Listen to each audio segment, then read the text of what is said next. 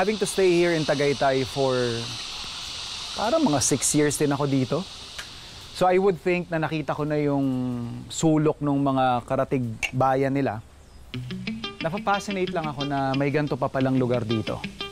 So ang ganda nung view nila, ayan o, na ririnig natin yung mga sikada dyan. Chill na chill lang yung vibe. Saktong-sakto. Kasi may inaantay akong bisita. Bisita na magpapaluto daw for their special date. Hindi ko pa alam kung anong gusto nilang ipaluto. Pero nakita ko sa farm nila, na meron nga silang inaalagaan ding pato. So I thought of giving them something na I'm sure hindi pa nila natitikman. Kasi yung gagawin natin is pinalatan na pato. Pinalatan is an apayaw dish. Traditionally, baboy yung gamit dito. What's unique about this, when I encountered this dish, is yung paggamit nila ng intestines. Pinalatan is from the word palat, which is yung pomelo leaves. Actually, matured pomelo leaves yung sinasuggest nilang gamitin for this dish.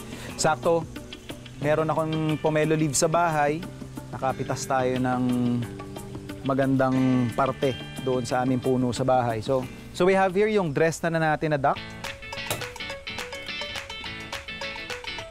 And then yung ating mga innards. So meron tayo ditong balunan, yung ating intestines.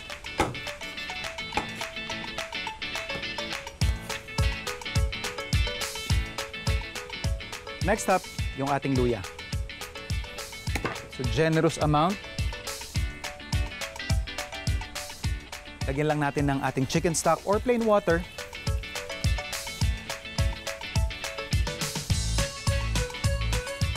And then timplahan lang natin ng salt and pepper.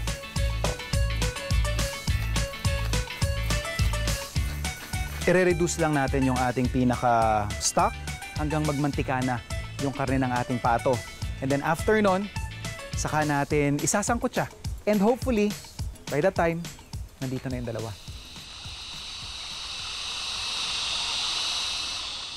Habang nire-reduce natin yung stock ng ating duck, prepare na natin yung ating aromatics. Although naglagay na tayo ng bawang doon sa luya, once na madry yan, before natin iserve, isasangkot siya nga natin sa aromatics. We'll be adding more ginger, more garlic, and this time onions and chilies. Isa rin ito dun sa character ng dish na to that makes it somehow unique pero familiar at the same time. And finally, after that, yung ating palat or yung pomelo leaves. The essence kasi of adding in palat sa dish na to is, according sa mga taga-apayaw, is to add yung parang minty na flavor profile. Siguro para maging mas fresh lang yung dish kapag sinerve na. Yeah, siyempre, lemony, merong hagod ng bitterness. Naririnig niyo na yung tunog na yun? Diga. Yan yung point sa cooking process na tinatawag kanya na kasi, JR, malapit na akong maiga pag ganyan nakaingay. Ibig sabihin yan, yung oil is mas directly nagiging in contact na doon sa surface ng ating pan, kaya para na silang nag-aaway. And reminder na lang din, pag gagawin mo to, na umpisahan mo nang maghalo kasi you don't want those parts to burn.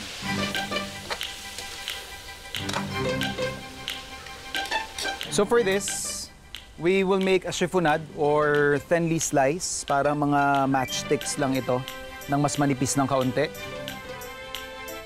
Now for our chilies, hindi ko sure kung ano yung tolerance sila sa spice.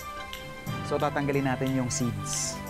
Remove yung cap and then squeeze out yung seeds. So to finish off our dish, i-deglaze ko lang ng vinegar. And then yung ating aromatics. So we have here our ginger, onions, garlic, saka yung sili natin. What's up mga food explorers? It's me, Gil, and it's me, Lexi. the beautiful Lexi. Wow. We're on the way to Alfonso, Cavite. Tagaytay, Tagaytay, yeah. yes. And we have a bit of a conundrum. Wow, conundrum! Conundrum! Tinola Express or Bicol Express? So we decided to go with Tinola Express. Ngayon, nag-iisip kami ng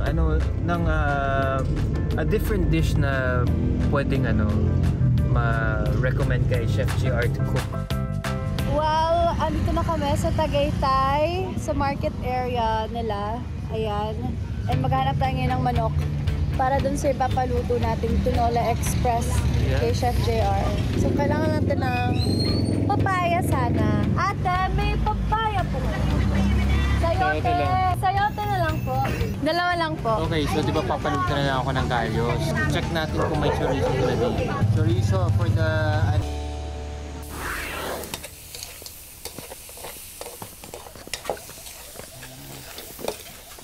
Hi, Chef! Hey, Chef! Yun! Ito na yung mga bisita ko.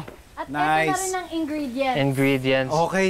Kay Gil to actually. Ako Yeah. na nagbitbit kasi ito yung sa akin. Oh, masyadong mabigat Mas daw. mabigat nga naman. Oh. Very good ka dyan, very good. So meron tayo ditong Tuwalya. tuwalya. So kumakain kayo ng tuwalya, ha? Yes, of course, sa kalyos. Very... Basta hindi yung gamit na pangligo ah. Oh, corny. Noted, ma'am, noted.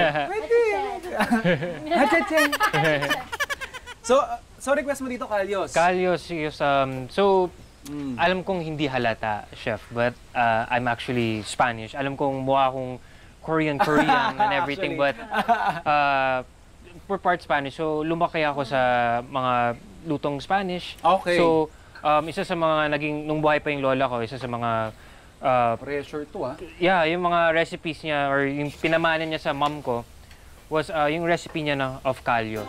Lexi, yung para sa'yo naman, may sayote, manok, tinola? Tinola Express. Tinola na Bicol Express? Yes. Na yung spicy siya na May gata. Gano may gata na masabaw. masabaw, magata, spicy, noted. Teka lang, problema ko sa kalyos mo, wala akong paprika. Okay lang bang hindi na ako? Aanghangan ko na lang din ng kaunti. Yeah. Add your own twist to it. Kasi yung kalyos parang it's like isipin mo na lang adobo. Lahat naman tayo, di ba? Yeah. We know, may base naman yung adobo, pero lahat naman tayo may kanya-kanyang twist sa adobo, di ba? So Yeah. parang ganun Okay. sa kalyos. Sige, akong bahala dyan. Pero sakto, meron din akong prepare para sa inyo. Oh, looks interesting. Yes, this is pinalatan. Pinalatan is an apayaw dish. Okay. Wow. Apayaw is a northern place. Ito siya, may mga unique ingredients lang siya, like this one. So I'll be finishing this off with pomelo leaves. Ooh. Yeah, it's supposed to give us minty/bitter flavor profile. So ready na yan. Itatabi ko na to. And then I'll work on your kalyos. We use talaga dito yung special equipment nating pressure cooker. Yes. Sir. Kunin ko lang mabilis. Ang galing ah. Yeah, it takes time talaga. Actually, si mom, pag nagluluto siya ng kalyos, she usually does it a day in advance. Oh. So for this, para lang din matanggal yung konting funk sa kanya, so lagay lang tayo ng ginger. Okay. I don't know how you guys feel about ginger. It's not traditional na Yeah. may ginger ang kalyos. But it's okay. Add your own twist to it, Chef. Kung lang naman yan. Pangpatanggal ng lansa. Yes. Yun lang naman yung purpose niya. And then, garlic, Yes. of course, peppercorns, and then bay leaves, and then salt. Wala akong Spanish paprika, pero I think I have chili powder. That's Sure. not as fragrant as paprika, pero at least it will give you that kick That kick, na yeah. hinahanap natin. So for this, let me just set up another cooking station. Alright. Hindi, para sabay na natin maluto yan. Gusto ko ma-maximize natin yung oras. Actually, ang totoo niyan, Chef, gutom na gutom lang talaga kami. hindi kami kumain. Yeah. Dahil For dito- this? Yeah. Perfect. So yung chicken natin, well, tatlo lang naman tayong kakain pero lahatin na natin to. Yeah. Yes. Ah. Okay. Para kayong may, ano ba yun, teppanyaki, no? Oh. Yung sa harap ninyo niluluto. Ito, sa harap nyo yung hinihiwa yung karne. Is there a knife that you have had na parang since way before like nung ano? I have, actually. Yung ginagamit ko na sa bahay ngayon, nag-retire na siya eh. So, more than a decade na siya. Wow. Kaya doon na lang siya, pambahay na lang. Tapos ito na yung work knife ko naman. Ito since, I think nag-start si Farm to Table. Oh, okay. So yan yung Farm to Table knife ko talaga. Oh, may ganon. Oo milestone. Yes. Hindi, tsaka you really have to invest on good quality knives. I'm sure. Kasi kung yan eh, trabaho mo yan eh, hanap buhay namin to. So, kailangan dependable talaga yung tools na ginagamit namin. Oil? Yep. So this is basically how I do my tinolas or anything na may sabaw. I normally sear the protein first. Deal with all the years with Taste Buddies, nag-try kayo doon na magluto? Replicate, wala. But there are definitely dishes na talagang nagsistick sa akin na hinahanap ko sa like ibang restaurants. Like, one in particular was one episode na may na-try kaming Indonesian dessert. It's called martabak manis. So Okay. it's like yung parang pancake na they fold in half. So you put condensed milk. So I remember like shortly after that episode, naghanap talaga ako ng like Indonesian cuisine restaurant serving that, which is hard Like parang Dito, parang hindi yeah. masyado. Diba? Definitely part ng Mindanao, pwede. But in Manila, I forget kung saan ako I don't even think the restaurant is like open now. And yeah. That's sad. Yeah. So ito, at least Filipino muna tayo ngayon. Yeah. Well, Filipino-Spanish. Pero kasi yung kalyos natin dito, Iba. yeah eh. Kumbaga, I wouldn't say butchered version ng More personal. I guess, more personal. yung adaptive recipe na since yun nga, like the Spanish paprika na may access kami dito, like for us chefs, it's not really the good quality na paprika. I think that's one of the things kasi that makes a good kalyos eh. Like see, mukhang Filipino naman yung hilig mo Oh yeah, I take Filipino food any day. Talaga. Talagang Filipino food. Despite yung emergence ng Korean cuisine. Yeah, even though we were shooting Running Man sa Korea, Oo nga. Oh. nung siguro second week namin sa Korea, naghahanap na ako ng Pinoy food. Yeah. As in, I share that sentiment kasi nung nandun din kami, parang okay na ako dun sa 5 days straight na Yes. Korean food. And then after nun, parang solve na ako. Yeah. Parang balik na ulit ako sa Pilipinas. Hindi naman sa nananawa, oo. no? Pero there's something about our food na, well, siguro, apparently and obviously talaga, na kinalakihan kasi natin siya, yung sanay tayo, na hinahanap-hanap natin palagi. At saka parang yung food kasi natin, it's one dish, pero it's packed with everything. Yes, Hindi lang yes. ako sanay din sa ang daming kailangan kong intindihin to get that. Like ako kahit sa bahay, 2 ulam sa akin is marami na. Yes. Yeah. Pag 3, overkill na sa akin yun. So, normally, 1, 2 ulam lang kami sa bahay. Pag Actually, ganun ganun din ako. Diba? Yeah. Parang nakakaumay pag ang dami mong options. Nakaka-overwhelm lang siya. I guess that's a term. Yeah. Although, weird naman, sanay tayo sa piyestahan. Yes. Pag piyestahan naman, pag umatake tayo, tikman mo lahat yan. It's the company eh. Pag piyestahan, yung saya ng nag-aagawan kayo sa ano. Lalo mga Sa budol lecho. fight. Yes. Mga budol fight, talagang dami. Ito, I'll make sure na ma-appreciate mo. So, like your typical tinola, binilagay ako ditong ginger, onions, and garlic. So, ayan, sinosotay ko lang siya. Makita natin yan kasi yung browning na hinahanap ko. This will give a certain level of umami and then medyo strong flavor doon sa ating ginataan Yeah. na tinola. Oh, gusto ko yan umami. Season ko lang to ng salt, pepper, and then para lumambot lang siya ng konti, natin yung water. Ang galing, pag talagang magaling ka magluto, hindi tumatalsik yung ano. No? Pag ako gumawa niyan, chef, tatalsik sa akin lahat yung nilagay kong ano. Pero kagaya na sinabi mo, si Lexi ang mas nagluluto. Actually, believe it or not, between the two of us, Tama ako ba? yung parang... Actually, di ako marunong magluto, pero kaya ko naman Ikaw yung mas nagluluto. Yeah. Mali yata yung naalala ko kanina. Okay. Yung taga-kain lang talaga. Dapat balance. Yeah. Dapat balance. Pero I'm not saying marunong ako. Yung parang kaya ko lang mag-prito. I can cook a steak. Di ba? Madali lang, di ba? Di ba? Daya.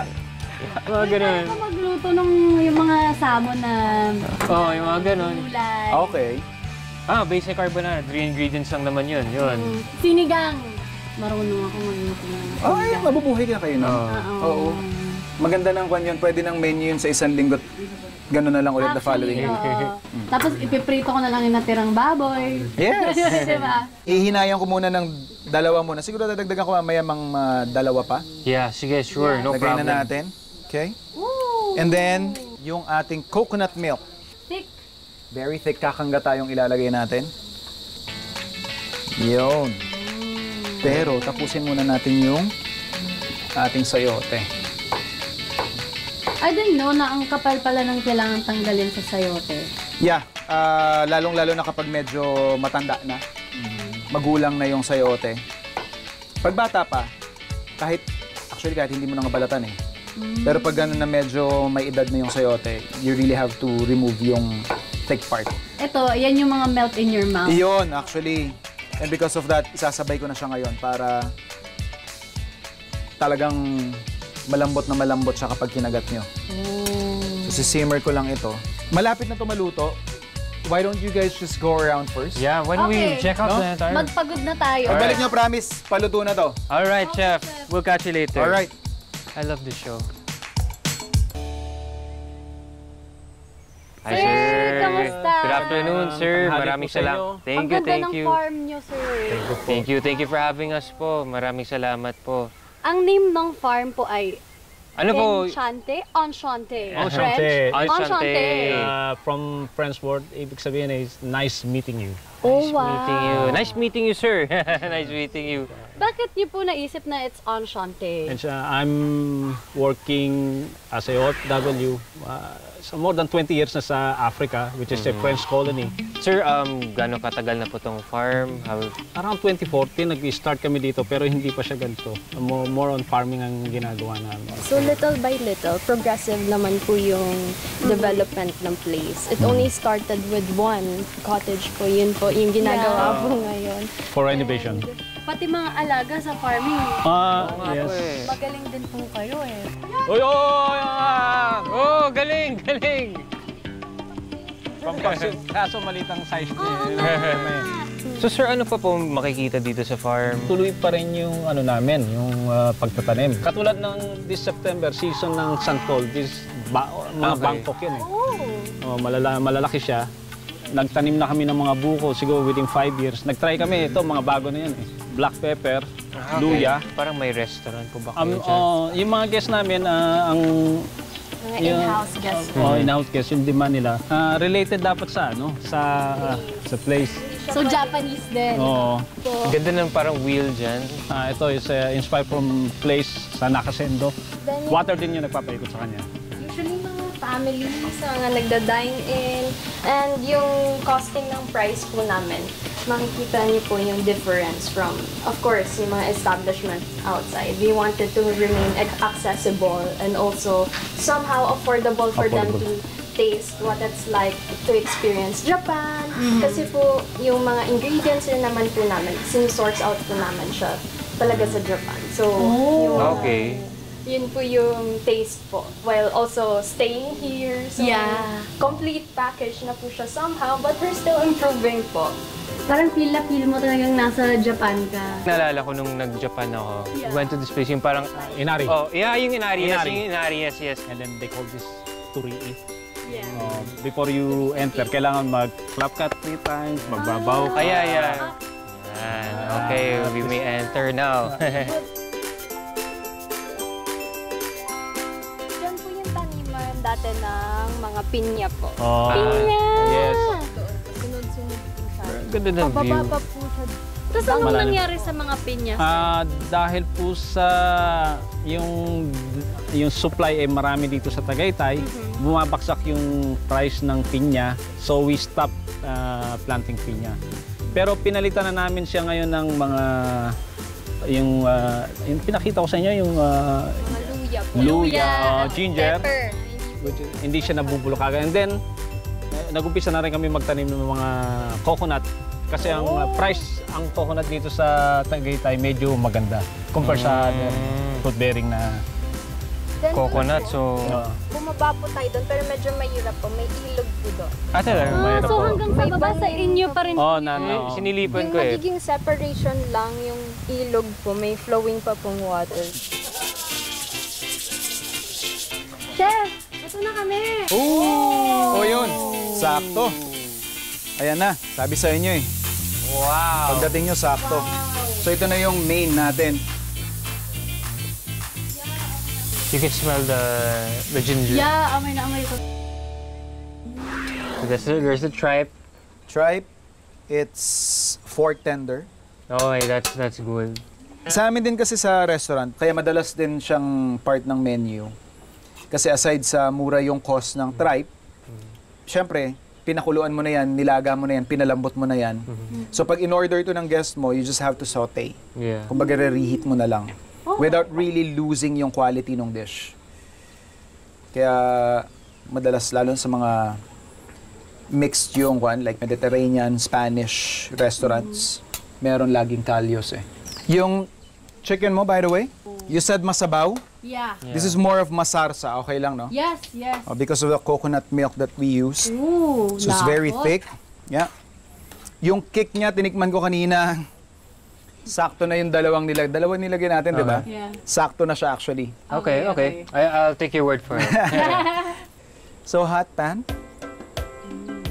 Generous amount of oil. Bago pa uminit yung aking oil, ilalagay ko na yung ating chorizo. Just so we can extract more flavors. And also yung ating onions. Sama na natin yung garlic.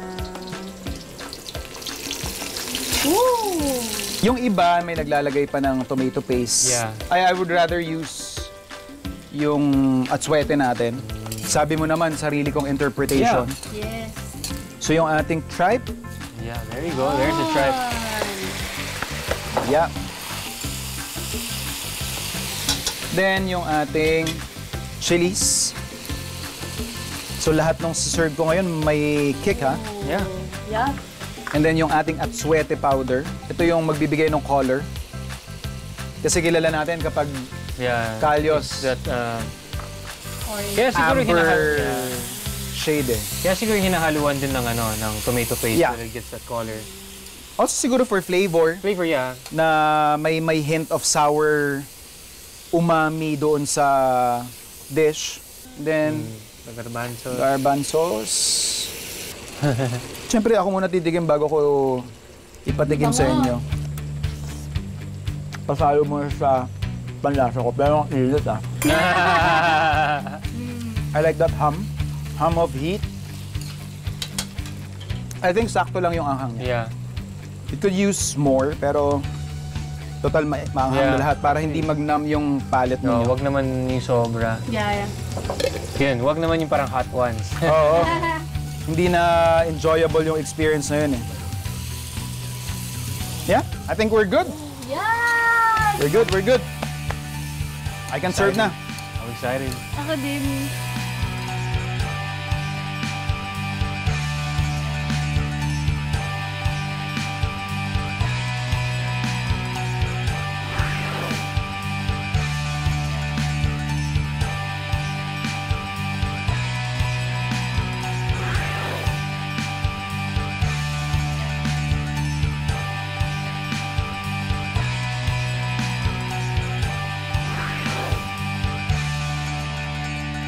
Sir, sana po, ma'am, sana po magustuhan yung aking niluto. Yan po ang pinalatan.